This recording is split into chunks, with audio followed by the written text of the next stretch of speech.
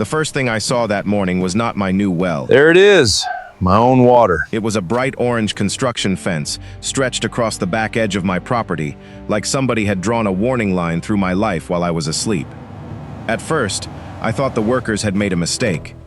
Then I saw the padlock hanging from the gate. This area is off limits. It's private property. You need to stay behind the fence. And my stomach tightened. The lock was not on some public access road. It was not on HOA land. It was wrapped around the fence surrounding my well.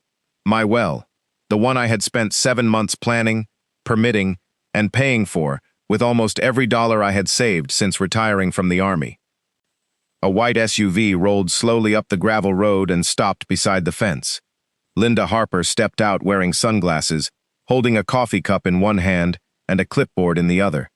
She was the president of Cedar Ridge Estates HOA, and she smiled like this was nothing more than a friendly neighborhood misunderstanding. "Good morning, Mr. Walker," she said. "The HOA has secured the area until we determine community usage." Community usage? I looked at the fence, then at the lock, then at her. "That is my well," I said. Linda tilted her head slightly, like she was explaining something simple to a child. "We'll discuss ownership after the board meeting." Then she turned around, got back into her SUV, and drove away before I could say another word. She probably expected me to yell.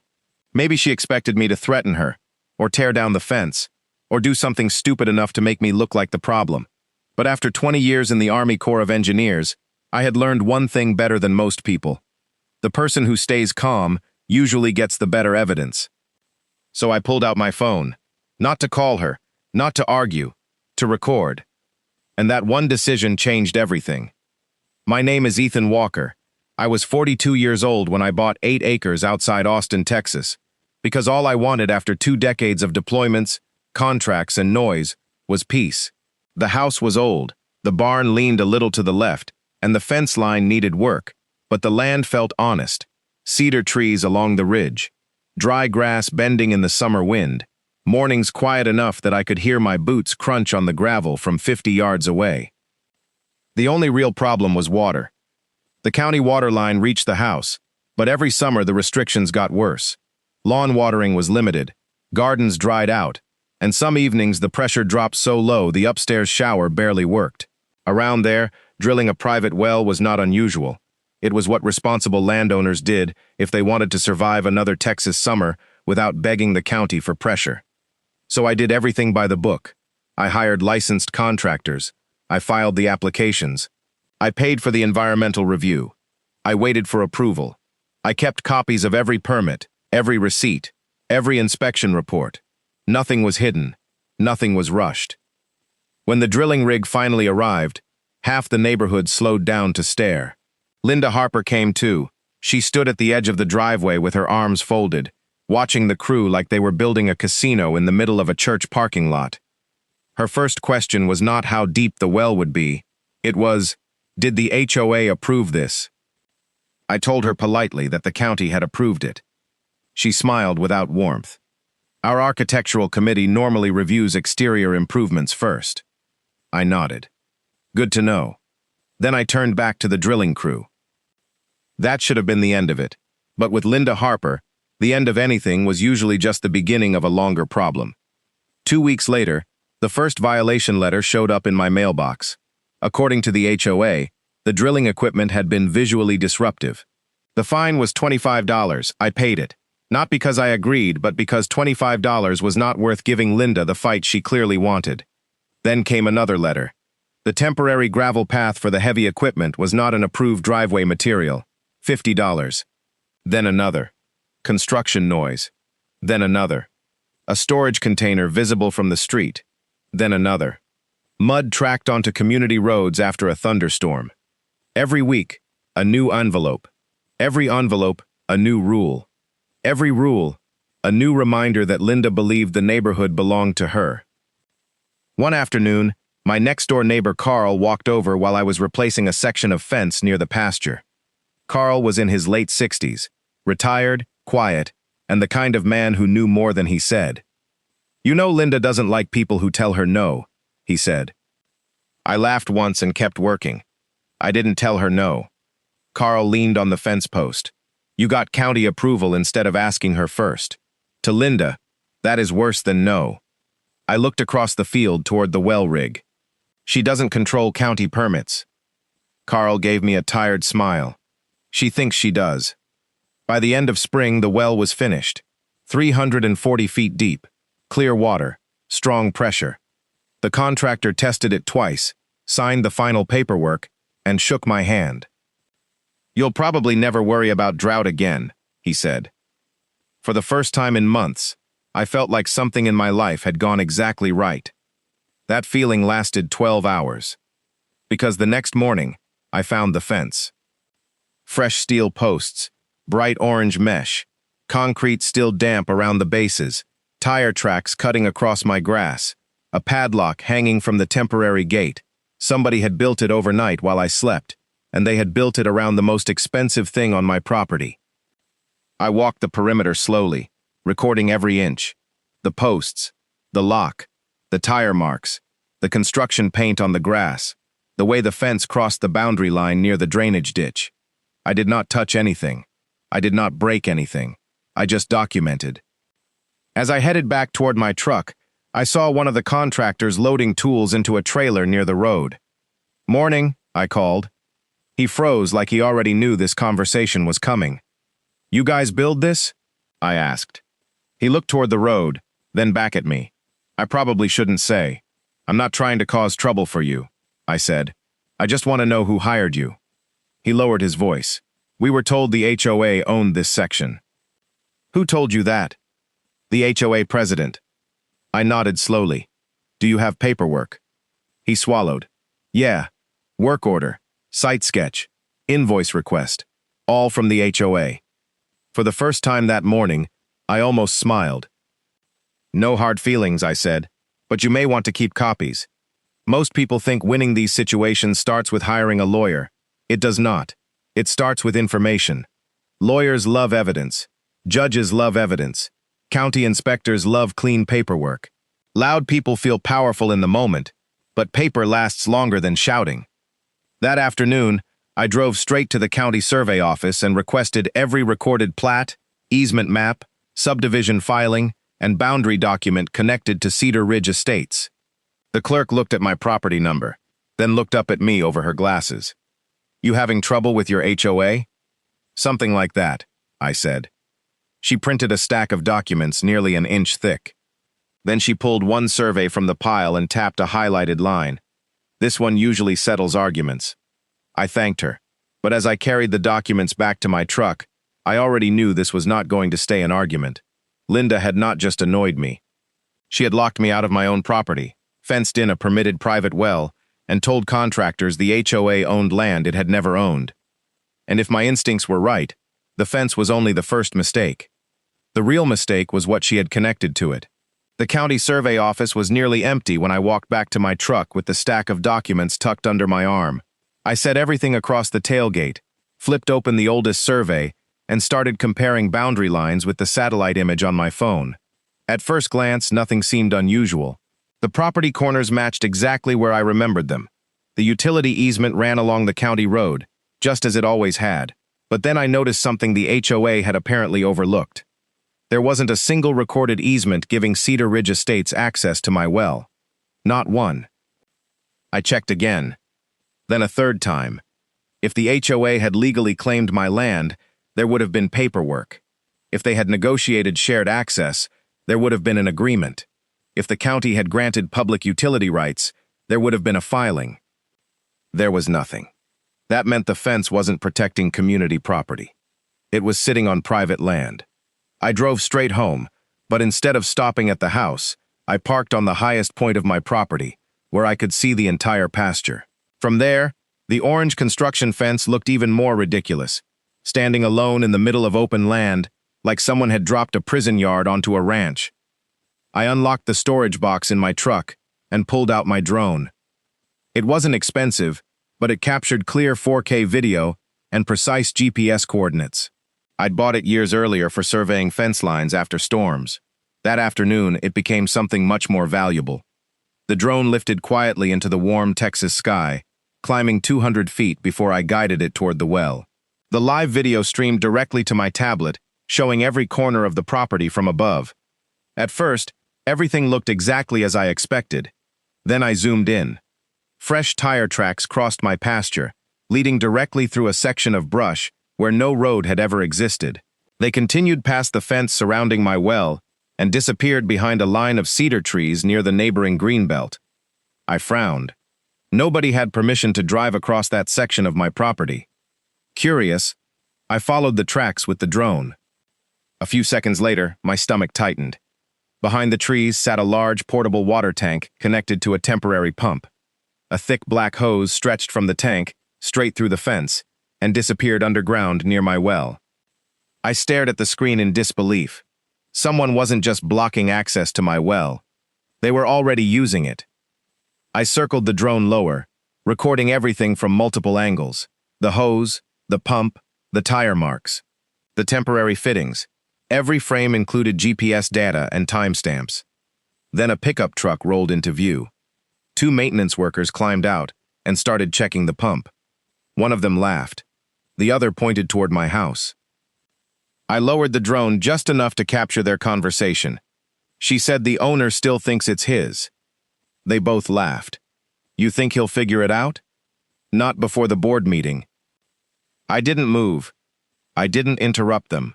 I simply recorded another 5 minutes before bringing the drone home.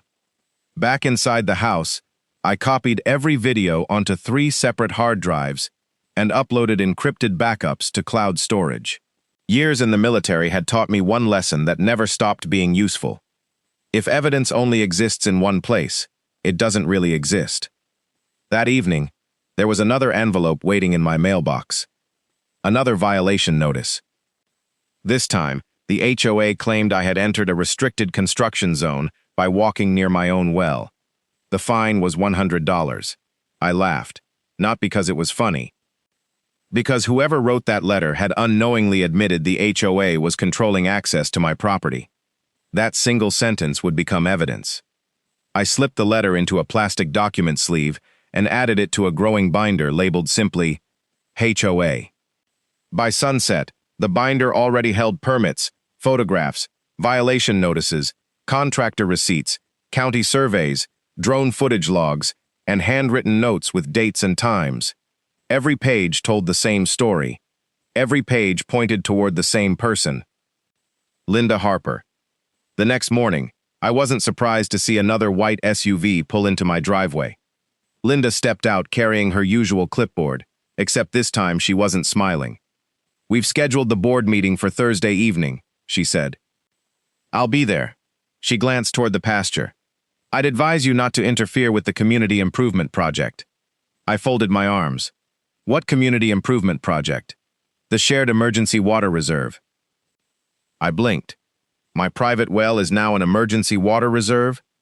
It benefits the neighborhood. It benefits you, I replied calmly. For the first time since we'd met, her smile disappeared. You'll understand after the meeting. She turned to leave, then stopped beside her SUV. Oh, one more thing. She looked directly at me over the roof of the vehicle. The board has already voted. I watched her drive away in a cloud of dust. Already voted. Interesting. Because according to the HOA bylaws I downloaded the night before, no vote was valid until members received written notice at least 7 days in advance. Nobody on my street had received one, which meant one of two things. Either Linda was lying, or she had just admitted the board violated its own governing rules. Neither possibility was going to end well for her. I looked back toward the well, where the temporary pump continued humming in the distance, quietly pulling water from land that didn't belong to the HOA. They thought the fence kept me out. What it really did was keep all of the evidence exactly where I needed it. Thursday evening arrived with the kind of Texas heat that lingered long after the sun disappeared. By the time I pulled into the Cedar Ridge Community Hall, the parking lot was already full. Pickup trucks lined both sides of the entrance, and small groups of neighbors stood outside talking in low voices. As I stepped out of my truck, conversation stopped for just a second before quietly starting again. Word had spread. Everyone knew something was happening. Inside, folding chairs filled the room. At the front, sat the 5-member HOA board behind a long table draped with a blue cloth. Linda Harper occupied the center seat, shuffling papers with the confidence of someone who believed the outcome had already been decided. She smiled the moment she saw me. "Mr. Walker," she said into the microphone, "I'm glad you decided to attend. I wouldn't miss it." A few neighbors chuckled. Linda tapped her gavel. "The purpose of tonight's meeting is to approve the creation of a community emergency water reserve utilizing the newly installed well located within Cedar Ridge Estates." I raised my hand. She ignored it. "The board has already voted unanimously." "Point of order," I interrupted. Her smile faded. "The vote can't be valid." The room fell silent. "And why is that?" she asked. "Because Section 4.3 of the HOA bylaws requires written notice to all members at least 7 days before any vote involving common assets or special assessments." I held up a copy of the bylaws. "My notice arrived yesterday." Several homeowners immediately began checking the envelopes they'd brought with them. An older woman stood up. "I got mine yesterday too." "So did we," another couple said from the back. Murmurs spread across the room. Linda cleared her throat. "This is merely a procedural matter."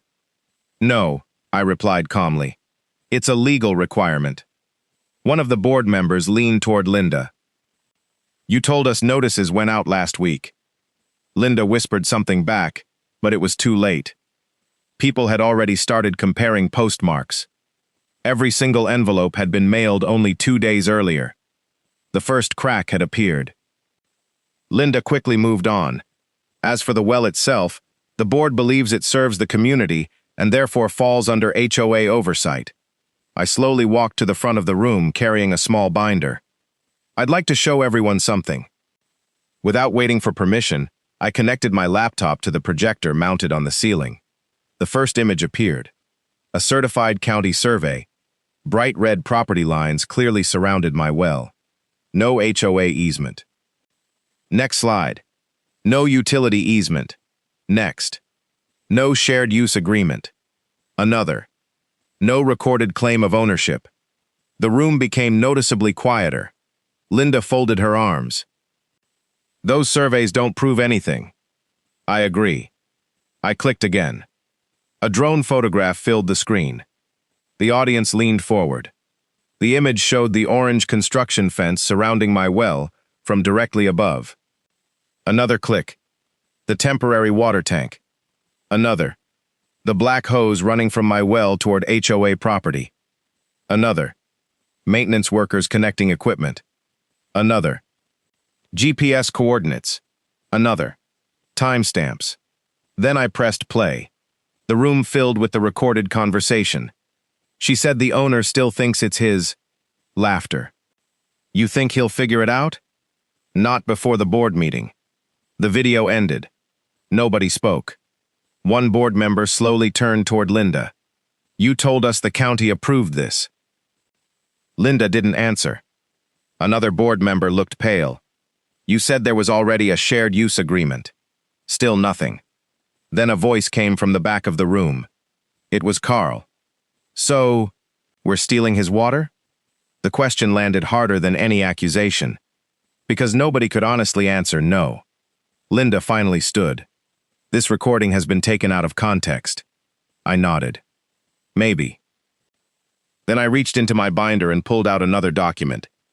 The contractor who built the fence signed an affidavit yesterday. Every eye followed the paper. He states he accepted the job because he was told, in writing, that the HOA already owned the land. I placed a copy in front of each board member. The room exploded into whispers. One director removed his glasses and rubbed his forehead. Another pushed his chair back. Linda's confidence was disappearing by the second. She tried one last time. Even if mistakes were made, the community benefits from shared access. I looked directly at her. Benefits don't create ownership. Silence. Then someone near the front began clapping. One person, then another. Within seconds, nearly half the room joined in. Not because I had won, because for the first time, people realized what had actually happened. The meeting never reached another vote. Instead, 2 board members requested an emergency executive session. A third quietly walked over to me. "I think we'd like copies of everything you have." I handed him a flash drive. "There's more than what's on the projector." He looked surprised. "How much more?" I smiled. "Enough that I haven't even shown you the biggest problem yet." He frowned. "What biggest problem?" I looked toward the drone image still frozen on the screen. "The hose." Everyone turned back toward the projection. "What about it?" someone asked. "I don't think it was carrying water away from my well." I zoomed into the final frame until a small metal valve became visible beneath the temporary pump. I think the room waited. It was feeding something underground. And if I was right, the HOA hadn't just trespassed onto my property. They had connected my private well to an entire neighborhood irrigation system without a single permit. That discovery wasn't going to end with an HOA meeting. It was going to bring the county,